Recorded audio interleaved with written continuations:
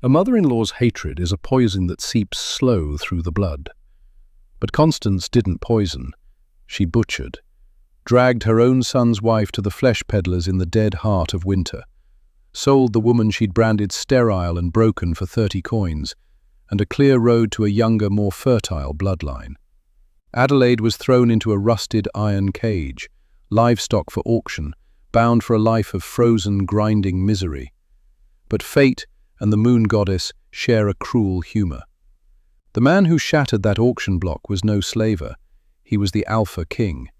The stone walls of Winterfell Keep held no warmth, only a damp, gnawing cold that burrowed into bone and settled there like grief. For Adelaide, that chill ran deeper than winter. It was the temperature of her marriage. 3 years she'd been mated to Rowan, future alpha of the Silver Moon Pack. At 18, she had been bright, hopeful, fiercely bonded to her wolf, Phelan. Now, at 21, she was a spectre drifting through her own existence. Her crime? An empty womb. In a medieval werewolf world, where a Luna's sole worth was measured in heirs, Adelaide was destitute. "Drink it." Constance's voice ground like millstones. Adelaide stared at the dark, smoking sludge in the wooden goblet. Constance, Rowan's mother, the reigning Luna, loomed above her, a woman sculpted from frost and malice.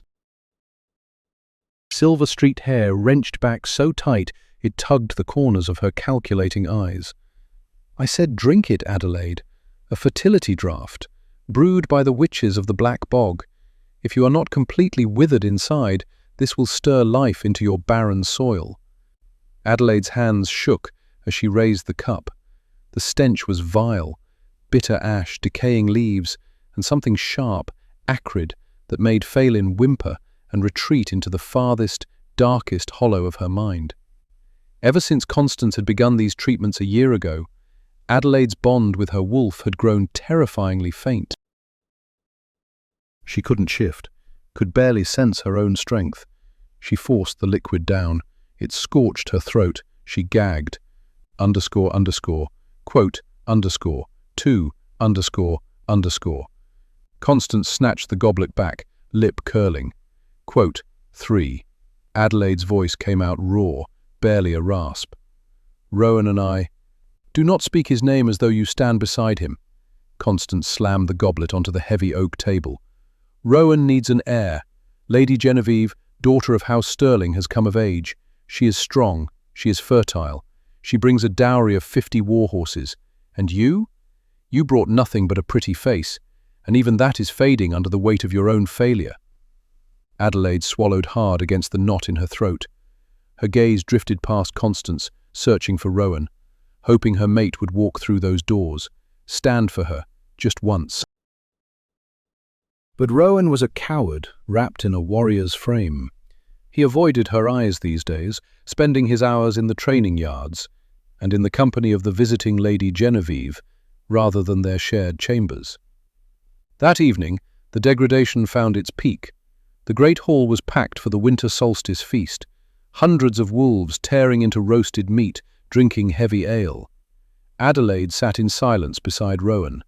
Constance rose at the head of the table and struck her silver goblet. The hall fell still. Quote 8. Quote. Her voice rang off the vaulted stone. Quote 9. Quote.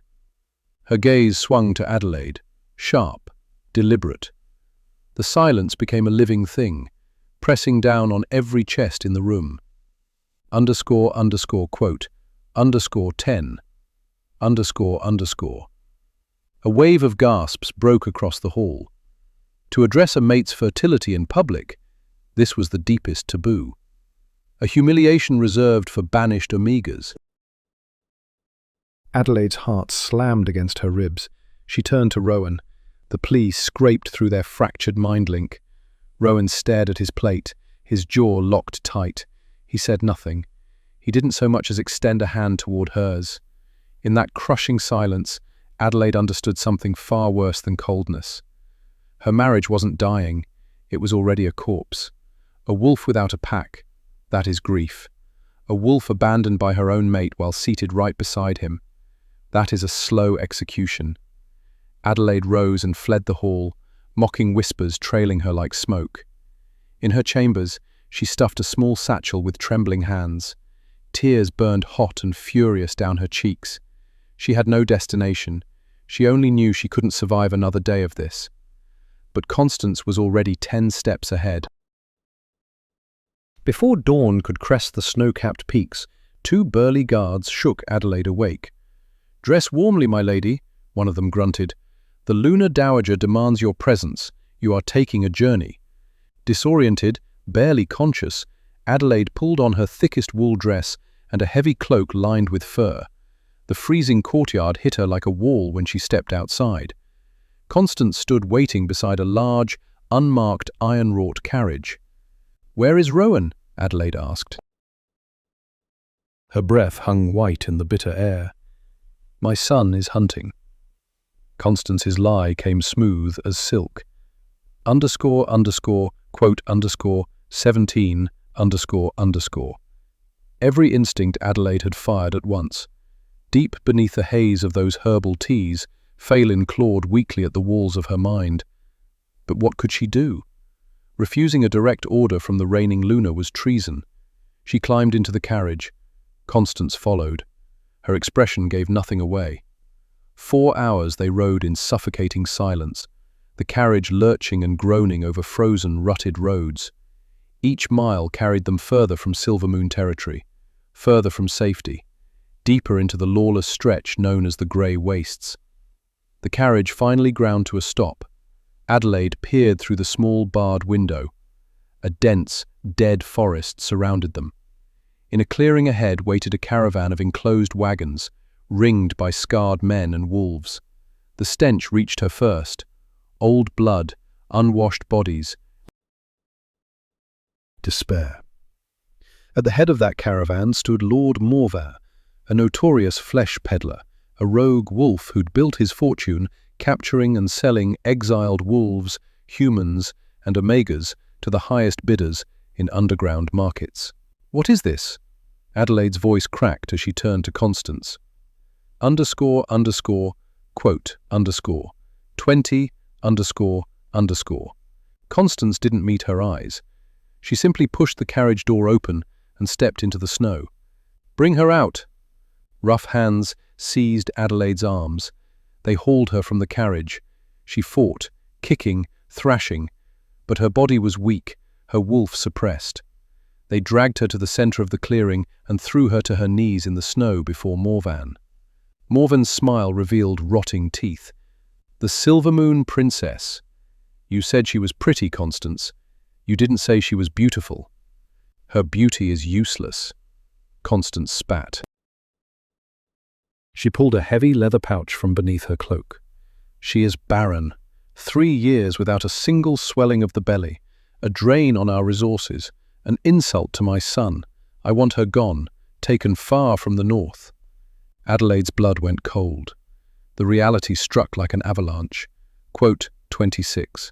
She gasped, staring up at Constance. Constance let out a harsh, barking laugh. From her sleeve, she drew a rolled piece of parchment. The royal seal of Silvermoon. Rowan's unmistakable signature. He knew. Rowan had traded her away to clear the path for Genevieve. The betrayal hit like a physical blow, sharper than steel. It cracked her chest open, and in the ruins of her shattered heart, the mate bond snapped. Adelaide screamed, raw, guttural, the sound of a soul torn in half. Morvan tossed a smaller pouch of silver coins toward Constance. 30 pieces of silver, as agreed for a sterile female. She'll fetch a fair price as a scullery maid, maybe a bed warmer for some lesser rogue, nothing more. Just ensure she never returns. Constance said it without turning around. She was already climbing back into her carriage. "Constance, please," Adelaide sobbed, fighting the guards who held her. But the carriage rolled away into the snow and left her behind. Morvan seized her jaw, wrenching her face toward the torchlight. "Brand her with iron. Cage her with the rest of the strays." Freezing iron cuffs cracked against Adelaide's wrists. Wolfsbane laced the metal. It seared her skin on contact, severing every thread still tying her to Phelan. Gone. Completely gone. They hurled her into a rusted cage, bolted to a wooden wagon. 7 days on the road, 7 days of hell. Enough water to keep her breathing. Crusts of stale bread tossed through the bars like scraps for dogs. Cold gnawed through her flesh to the bone. The wolfsbane cuffs ate into her wrists, raw, weeping, festering burns that never stopped throbbing. Around her, the other captives, human peasants, rogue omegas, pressed against one another for warmth. Their eyes had died long before their bodies would. Adelaide said nothing. She stopped weeping after the second day. Something worse than grief had settled in. A hollow, frozen numbness. She had been a noblewoman, a Luna in training, a devoted mate. Now she was cargo, meat on a chain, sold for being broken by the very hands that shattered her. On the 7th morning the air changed. Wood smoke, roasting flesh, the stench of thousands of bodies packed tight. The caravan ground to a halt. Morven cracked an iron rod against the cage bars. Frostgate, the black market of the werewolf world. Adelaide shut her eyes and braced for the final plunge. The place was a festering sprawl. Canvas tents, rough timber stages, churned mud for streets, all crammed inside the bones of a collapsed ancient fortress. Morality came here to rot. Mercenaries shouldered past rogue alphas. Disgraced lords haggled beside wealthy merchants over stolen blades, forbidden potions and living flesh. Adelaide's legs nearly buckled when they dragged her from the cage. Filthy. Her golden hair hung in matted clumps. Her dress, rags. Her spirit, dust. Morvan's guards chained her in a line with a dozen other women. They marched them toward the grand auction block at the center of the ruins. The crowd whistled, jeered, called out prices before the bidding even started. Adelaide kept her gaze locked on the mud beneath her bare feet. Then something shifted. The drunken roar of the market faded. Voices dropped to murmurs, then silence. The air thickened, dense, crushing, soaked in a dominance so raw it pressed against the chest like a stone slab. The hair on Adelaide's arms rose, deep beneath the wolfsbane agony, buried under layers of poison and silence. Phelan stirred. One thought clawed through the fog. Alpha. Not just any alpha, an alpha king. Adelaide dragged her head upward. The crowd had split apart like water before a blade. Through the gap marched a column of massive armored warriors, dark forged steel, thick direwolf pelts across their shoulders. And at their center, mounted on a warhorse black as a starless sky, King Gideon of the Iron Blood Pack. He was the name mothers whispered to silence disobedient pups. He had conquered the Eastern Territories before his 25th winter. Ruthless, brilliant, a savagery in battle that crossed the line from mortal into something demonic. But when he swung down from the saddle, every eye in Frostgate went still for a different reason. Gideon was terrifyingly beautiful, over 6 feet of raw, coiled power beneath dark leathers, hair black as a raven's wing, and his eyes, molten gold, sharp enough to cut, swept the market with perfect, unhurried contempt. One flaw marked him, a jagged scar across the bridge of his nose. It only made the rest of his face more brutal. __quote_34__. A trembling Omega whispered it beside Adelaide. Another breathed back. Gideon and his beater, Silas, positioned themselves near the auction block's front edge. Lesser lords stumbled backward without being told. The bidding opened. Morven mounted the wooden stage, practically shaking with greed at the sight of a king in his crowd. Captives were paraded one by one, strength shouted, assets listed, silver and gold flung into the air. "And now," Morvan bellowed, snapping his fingers at the guards, "a special piece, former highborn of the north." The guards wrenched Adelaide's chains, hauling her forward. She staggered up the wooden steps and crashed to her knees on the splintered planks. The crowd stirred, taking in her battered face, the shattered remnants of noble beauty beneath the bruises. Morvan projected, sweeping his arm wide. The humiliation was total. Laughter cracked from the merchants in the front row. To be declared Barren before hundreds of wolves, that was a degradation deeper than death itself. Adelaide pressed her eyes shut, praying the rotting boards would split open and drag her under. Quote, 41. A toothless innkeeper bellowed. Quote, 42. Quote, 43. A greasy rogue hollered back. Quote, 44. Then a scent struck her, overpowering, intoxicating.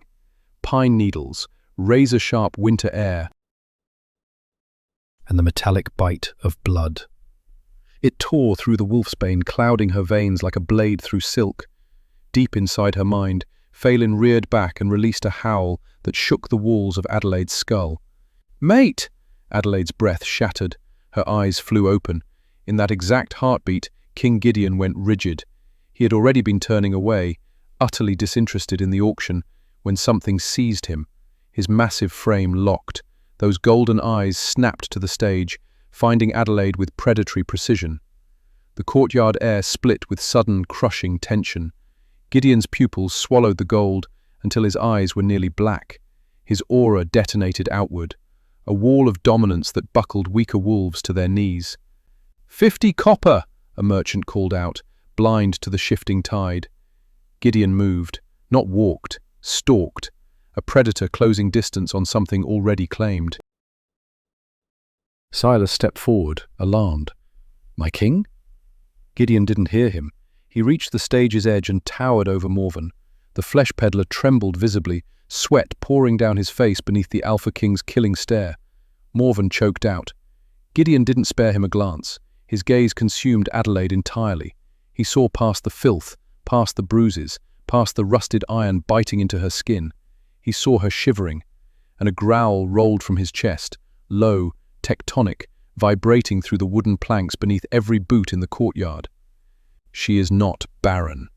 His voice was dark, a lethal purr that carried across the dead silent crowd. "She is poisoned. Her wolf is suffocating under the iron you clamped on her." Morven stumbled backward, palms raised. I only sell what I'm given, Your Grace. She's just a useless—" He never finished. Gideon launched onto the stage with inhuman speed, bypassed the slaver entirely, and dropped to his knees before Adelaide. The crowd forgot to breathe. The most feared wolf in the known world, kneeling in mud and filth for a discarded, cast-off wife. Gideon reached forward. His massive, battle-scarred hands closed gently around the heavy iron cuffs on her wrists. He didn't look for a key. One savage flex, and the metal screamed, buckled, and split apart. Adelaide gasped as the wolfsbane's burn vanished from her skin. She lifted her gaze. Tear-flooded blue met molten gold. Gideon's hands moved to the clasp of his heavy black direwolf fur cloak. He drew it around Adelaide's shaking shoulders and pulled her against the furnace of his chest. Then he rose, lifting her into his arms like she was made of nothing but air and heartbreak. He turned toward the stunned crowd. Fangs descended. Eyes blazed with raw, possessive fury. "She is not for sale." The Alpha King's roar cracked off the ruins of Frostgate like thunder. __quote _54_____. The journey from Frostgate to the Ironblood territories dissolved into a haze of speed, violence, and overwhelming sensation for Adelaide. The instant Gideon's declaration left his lips, the market erupted into pandemonium. Lord Morven, realizing he had chained and sold the fated mate of the Alpha King, bolted. He never reached the edge of the ruins. At one silent nod from Gideon, Silas and 2 Ironblood warriors cut him off. Morven's end, short, savage, absolute, rang out behind them as Gideon lifted Adelaide onto his warhorse. 3 days they rode east without mercy. Adelaide spent most of that journey bundled in Gideon's direwolf fur cloak, pressed firm against his chest. His heat seeped into her frozen, broken body like a narcotic. The scent of him, Pine and winter air, threaded with that metallic edge of raw dominance, smoothed the torn edges of her spirit, even as her rational mind shrieked warnings about the beast who held her. Gideon barely spoke on the ride. Orders came through curt gestures, low growls, nothing wasted. But with her, something shifted. When they stopped to rest, he fed her broth himself. Watered-down wine lifted to her cracked lips. Those massive, scarred hands moved with surgical precision, careful not to add a single bruise to the map already covering her skin. He never asked, never explained. He simply claimed ownership of her survival. On the third afternoon, the jagged teeth of the Iron Mountains split the horizon. Carved high into a sheer cliff face sat the Iron Blood stronghold, the Iron Citadel. Black volcanic stone, reinforced iron, built not for elegance but for bloodshed, cold, brutal, unyielding, a perfect mirror of its king. As they passed beneath the massive iron gates, thousands of wolves pressed close to watch their alpha return with a woman cradled in his arms. The mind link erupted, a roaring storm of curiosity, suspicion, open hostility. Gideon ignored every whisper. He didn't parade her through the great hall. He carried her straight to the royal quarters in the highest tower, dismissing every servant but one, an elderly woman called Martha. __quote, _55, ____. The command left no room for discussion. He set Adelaide down on a massive bed heaped with furs. ___quote, _56, ___. He turned toward the door. Adelaide's hand shot out, driven by raw panic at being abandoned in this cold, alien fortress. Her fingers caught his sleeve. Weak, nails ragged and split. Gideon stopped. His gaze dropped to her hand gripping the dark leather of his arm, then rose to meet her eyes. The molten gold had cooled to something harder. Unreadable. "Where are you going?" Her voice cracked on every word. "To convene the council," Gideon said, low as distant thunder. "They must understand. The balance of this realm has changed." A pause. "Rest, Adelaide. You are safe here. No one will touch you within these walls, ever again, upon my life." It was not a promise. It was a king's oath to his mate. He freed her fingers gently and crossed the room in 3 strides. The heavy oak door clicked shut behind him. Martha moved fast, a bustling woman with sharp, kind eyes and zero patience for delay. She lowered Adelaide into steaming water, thick with lavender and healing herbs, scrubbing away the filth of the road, the stench of the slave market. When Martha uncovered the deep, festering chemical burns circling Adelaide's wrists, the signature of wolfsbane cuffs, a hiss of pure fury escaped her. "Animals!" she spat. "Doing this to a female, a fated mate no less. Lord Morven got off far too easy." After the bath, Adelaide was wrapped in a soft green wool tunic and guided back to the bed. Mother Beatrice arrived shortly after, ancient, the pack's chief healer, her face carved deep with years, but her eyes, those eyes missed nothing. Beatrice examined the burns first, applying a cooling salve that stung with pungent herbs. Then she placed both hands flat on Adelaide's abdomen, closed her eyes. She stayed that way for a long time, her brow creased deeper with each passing moment. Phelan, still weak, still raw from the iron, stirred uneasily inside Adelaide's mind. Beatrice said at last, eyes opening. Beatrice's face went dark. "A witch's brew. I thought I caught the taint of it." Her voice dropped low. "Child, that was no fertility draught. It was a suppression tincture, potent, laced with trace amounts of moonshade, a poison that slowly severs the bond between a wolf and her human host. It mimics true barrenness, and given enough time, it kills." The room tilted beneath Adelaide, the full shape of the horror locked into place. Constance hadn't merely hated her. She had been killing Adelaide slowly, day by day, and blaming the dying girl for her own decay. Adelaide's voice cracked. Her heart slammed against bone. Beatrice gathered both her hands, held them firm. No, you are not. And if your wolf heals fully, you may find the opposite to be true. The moon goddess does not bind an alpha king to a shattered mate. What Gideon feels is real. The life you could carry, vast. But the road to healing is long. Adelaide sank into the pillows. Tears slid down her temples. Too much. All of it. Too much. The betrayal that had shaped her past. The terrifying weight of what lay ahead. She was the Ironblood King's mate. She was not broken. She had simply been destroyed on purpose. The Ironblood Council was furious. Gideon occupied the head of the long obsidian table, letting his elders and ranking warriors hurl their objections. The air crackled with barely leashed aggression. Commander Caden thundered, a scarred warrior who worshipped strength above all else. Silas cut in, his tone measured. Quote, 75. Quote, 76. Caden fired back, his fist cracking against the table. Quote, 77. Quote, Gideon let the noise roll over him like distant thunder. His aura stayed banked, but something dark coiled behind his eyes. He allowed them to speak, allowed the fear to empty itself. Quiet, almost gentle. The chamber turned to stone. That whisper carried more violence than any roar ever could. He rose, towering over every wolf at the table. Not a breath, not a twitch. Even Caden dropped his gaze, swallowing whatever pride remained. No one tested Gideon's wrath twice. The coronation and mating ceremony will fall on the next full moon, he declared. Ready the citadel.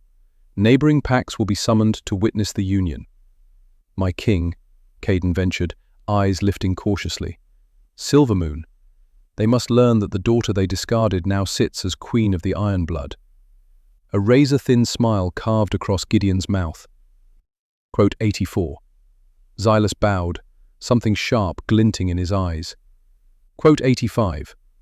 While the political storm churned below, Adelaide spent the following week healing under Martha and Beatrice's unyielding care. The wolfsbane drained from her blood, the burns circling her wrists closed slowly, leaving thin silver scars behind. Day by day, her connection to Phelan deepened.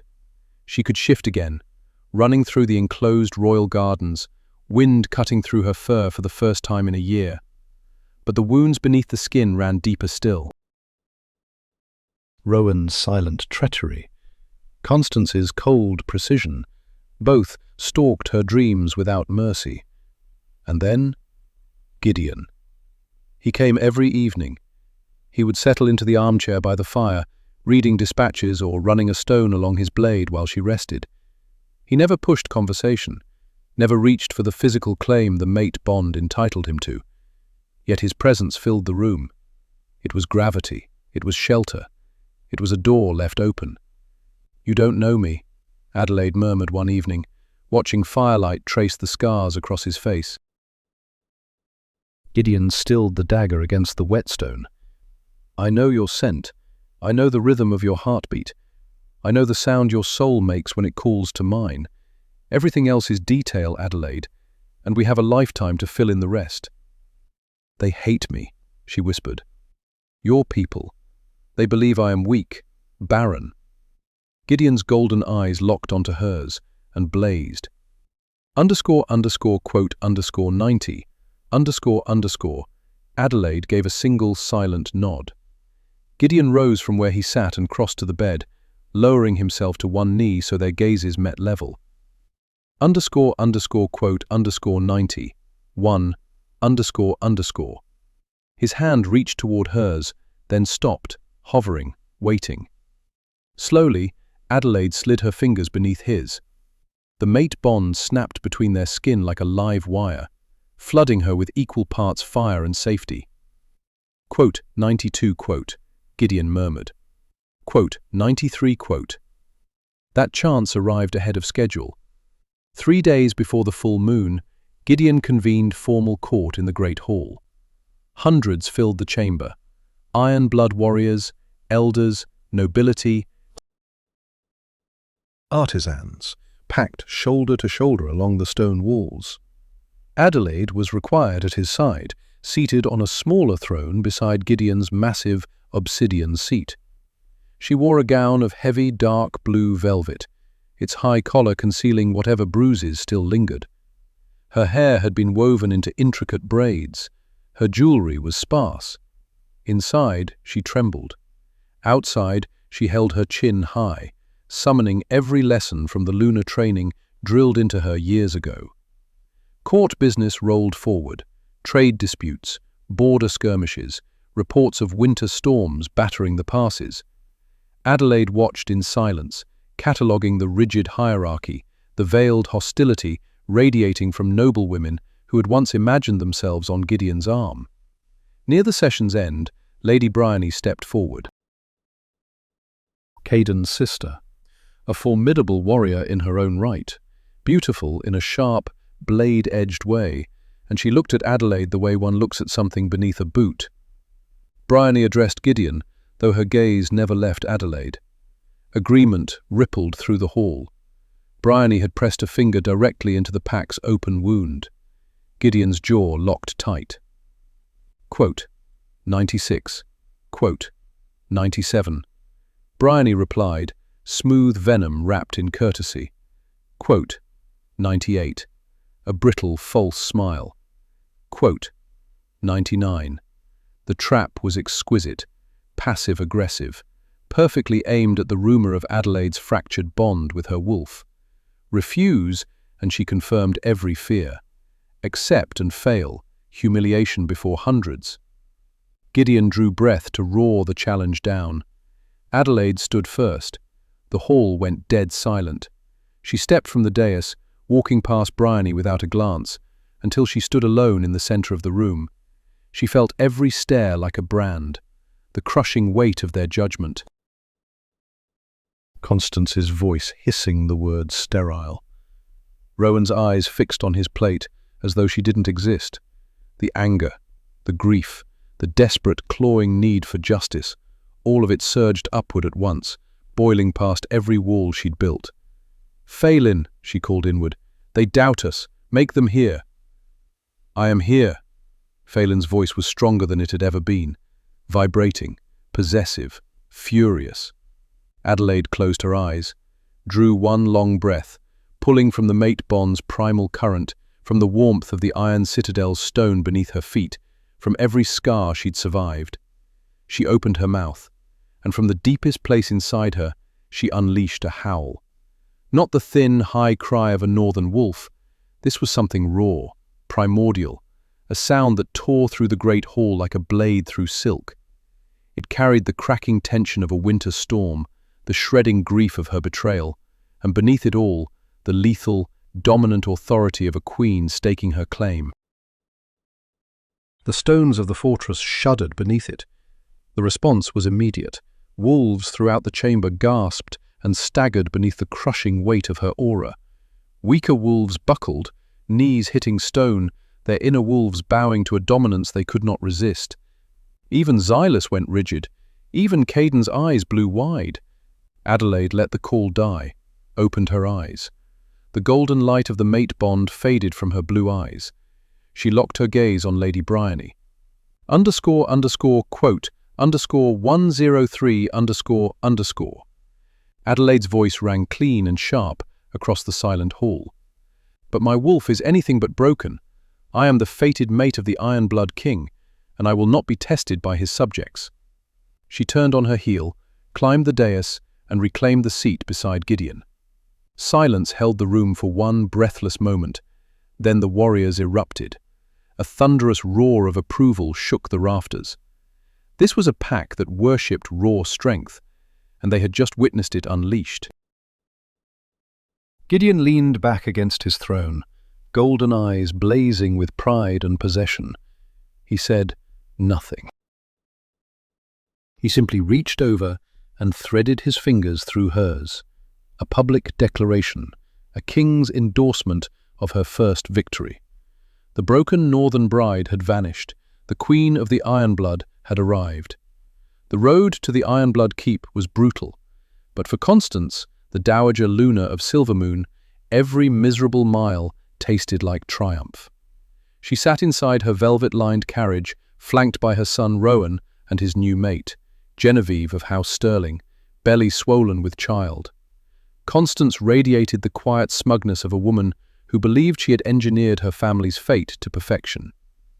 "Fix your posture, Rowan," she snapped, pulling her ermine cloak tighter against the savage cold of the Iron Mountains. "King Gideon does not tolerate weakness. He is a conqueror. We are here to pledge fealty, present Genevieve's dowry gifts, and secure a trade alliance. Do not sit there looking like a frightened pup." Rowan shifted in his seat. His handsome, soft face had gone pale.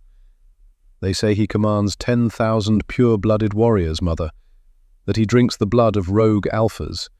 It's unnerving." "Peasant gossip," Constance dismissed, though even she could feel the ancient, suffocating magic of the Iron Mountains bearing down on her chest. "He summoned us personally for his mating ceremony. That is an honor. He has finally chosen a queen, some hulking warrior woman from the eastern steppes, no doubt. We will smile, we will flatter her, and we will secure our borders." Genevieve stroked her belly with a lazy, proprietary hand. "Perhaps his new queen will need guidance on producing heirs. I hear Ironblood women are so consumed with fighting they forget how to breed." Constance allowed herself a thin smirk. "Precisely, my dear. You are the model of what a true Luna should be. Fruitful and obedient. Nothing like the useless trash we finally rid ourselves of." Rowan turned his face toward the frosted window. Guilt flickered across his features at the mention of Adelaide. Brief, involuntary, he smothered it quickly. He had a strong mate now, a pup on the way. His conscience could rest. When the carriage rolled through the massive, spiked iron gates of the citadel, every voice inside it died. The sheer scale of the Ironblood stronghold crushed their composure. Thousands of elite guards stood along the battlements. The air hung heavy with roasted meats, rare spices, and the intoxicating, lethal musk of an apex predator pack preparing for celebration. Beta Silas waited in the courtyard, clad in dark leathers and a heavy wolf pelt. His face could have been chiseled from granite.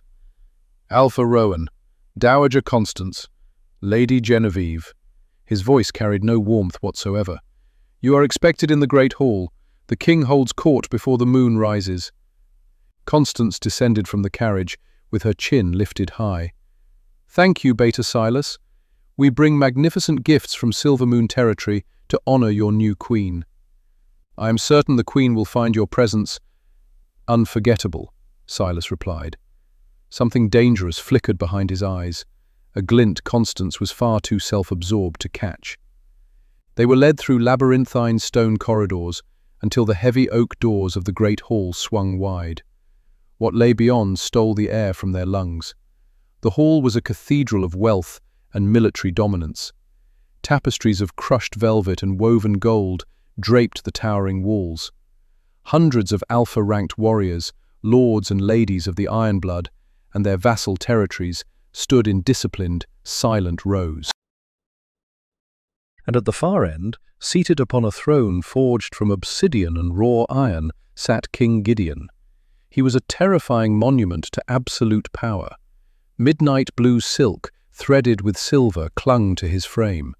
A crown of jagged iron rested on his raven-black hair. His golden eyes, luminous, predatory, tracked every step of their approach. Constance, Rowan and Genevieve walked the long aisle. The silence of the hall bore down on them like stone. They reached the base of the dais and bowed low. "Rise!"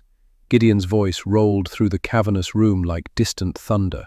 Constance straightened, arranging her most practiced, honeyed smile. __quote _117 __. She gestured toward Genevieve's swollen belly. "May your union prove as fruitful as my son's." Gideon did not smile. He leaned forward, resting his chin on one scarred hand. "You speak of fruitfulness, Constance. A bold subject for a woman whose fingers drip with poison." Constance's smile cracked. Quote, 120. Quote, 121. Gideon continued, his tone lethally even. Quote, 122. Rowan stepped forward, frowning. Quote, 123. Quote, 124. Quote, Gideon rose. The full weight of his alpha aura crashed through the hall like a flood wall, driving Rowan to his knees instantly. Genevieve gasped, hands flying to her stomach. Constance shook where she stood, knees knocking together. Gideon extended one hand toward the heavy velvet curtains behind the thrones. Quote, 125. The curtains parted. The woman who emerged was a vision of devastating, otherworldly beauty. She wore a gown of pure spun silver that poured around her body like liquid moonlight. A delicate crown of woven winter roses and iron rested upon her golden hair, her posture flawless, her shoulders drawn back. Her aura radiated a blinding lunar power that rivaled the king's own dominance. It was Adelaide. The great hall held its breath as she descended the 3 steps to stand at Gideon's side. He took her hand, pressed his lips to her knuckles. His golden eyes never left her face. Rowan's jaw dropped open. Every drop of color fled his skin, leaving him ghostly, sickly white. His mouth worked. Nothing came out but a strangled, pitiful sound. Constance staggered backward, hand clutching her chest as though an arrow had struck her. "No," she breathed, eyes blown wide with a terror so deep it bordered on madness. "No, that is impossible. A trick, a glamour." "Hello, Constance." Adelaide's voice was no longer the soft, frightened whisper of the broken girl from Winterfell Keep. It rang through the hall, resonant, commanding, unmistakably royal. Genevieve, blind to the history unfolding around her, looked between them in confusion. Rowan could not answer. His gaze was locked on Adelaide's neck, searching for the mating mark he had rejected. He found only flawless, unclaimed skin. Skin that would soon bear the mark of the most powerful alpha alive. "Adelaide," Constance stammered, scrambling to salvage what was already lost. She forced a shrill, desperate laugh. My dear daughter-in-law, oh, praise the moon goddess. King Gideon, you must understand, she was kidnapped, taken from our carriage by rogue slavers. We searched for months." Gideon's chest produced a low, bone-rattling growl. He snapped his fingers. Beta Silas stepped forward and unrolled a piece of parchment. Silas read aloud to the silent hall. Gasps tore through the visiting dignitaries. Selling a pack member was a crime. Selling a mated daughter to the flesh peddlers was an abomination. Silas unrolled a second parchment. Quote, 135, quote, 136, quote. Rowan cried, his voice splintering with panic. He looked at Adelaide. His eyes begged. Quote, 137, quote. "She was never Barren, you snivelling coward." Gideon roared, his voice shaking the chandeliers. She was poisoned. The word hung in the air like a blade suspended mid-fall. Nobody breathed. Gideon's gaze locked onto Constance, and his eyes burned with something beyond fury, something terminal. Mother Beatrice, our chief healer, discovered traces of moonshade in her blood, a slow-acting poison, administered daily, designed to strangle her wolf into silence and mimic the appearance of barrenness. "A poison you brewed, Constance." Genevieve shrieked. She stumbled backward, recoiling from Constance and Rowan like they carried plague. "You poisoned her. You sold your own family. And Constance..." Constance knew there was nowhere left to run. The mask of the elegant dowager shattered. Beneath it was something hollow and desperate. She bared her teeth at Adelaide. She was weak. A northern beggar without a dowry to her name. She deserved nothing. I did what was necessary to preserve the Silvermoon bloodline. And in doing so, Adelaide stepped forward, her voice steady as stone. "You annihilated it." She looked down at Rowan, He was still on his knees against the marble. "I loved you, Rowan. I swallowed the whispers, the coldness, the cruel, bitter teases, because I believed we were mates. But you stood idle while your mother dismantled my soul. Then you signed my life away for a dowry of war horses. You are no alpha. You are the ghost of a man." She turned to Gideon. "My king, they kneel in your domain. Their judgment belongs to you." Gideon descended from the dais. Each boot strike rang against the marble like a war drum. He stopped directly before Constance. The dowager crumbled backward, shaking violently beneath the crushing, airless weight of his killing intent. "In the old days," Gideon said, his voice barely above a whisper, "I would have torn your throat out, mounted your skull on the gates of this citadel as a message." Constance whimpered. Tears of raw terror carved lines down her wrinkled face. "But my queen possesses a more poetic sense of justice," he continued without blinking. "Death is too merciful for a woman who prizes status and comfort above all living things." He turned to the hall. His voice filled every corner. "Hear the judgment of the Ironblood. Rowan of Silvermoon, you are stripped of your alpha title. You are weak, treacherous, unworthy of command. Your territory is annexed as a vassal state beneath the Ironblood crown. Your warriors will fold into our ranks. Your lands will answer to Beta Silas." Rowan wept openly, his face buried in his palms. Everything he had betrayed Adelaide to keep, his title, his pride, his pack, erased in a single breath. "As for you, Constance," Gideon's voice dropped into something low and venomous, "you sold my mate for 30 pieces of silver to the Frostgate slave markets, so it is only fitting you taste the life you chose for her." Constance's eyes blew wide with animal panic. "No, no, please. I am highborn, a dowager Luna. I am—" "You are nothing," Gideon corrected. "Guards, strip her silks, bind her wrists in iron, without wolfsbane. She has no wolf worth suppressing. She is banished to the rock quarries of the grey wastes. She will shatter stones in the freezing wind until her last wretched day draws its final breath. If she stops working, she does not eat." "No!" Constance screamed, as two massive Ironblood warriors clamped down on her arms. "Rowan, help me! Genevieve!" Rowan never raised his head. Genevieve turned away in revulsion.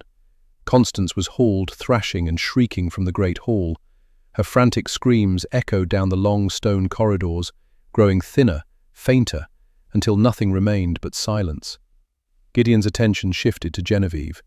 She stood trembling, both hands pressed to her swollen belly. "Lady Genevieve of House Sterling, you were a piece on Constance's board. You carry a pup, and the Ironblood do not punish the innocent.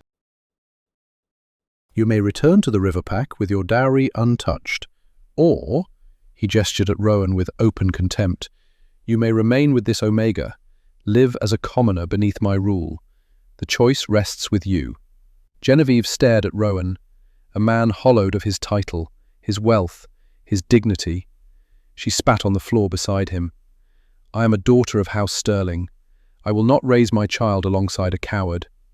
She bowed, awkward, heavy with the pup, toward Adelaide and Gideon. "Thank you, Your Grace. I will return to my father."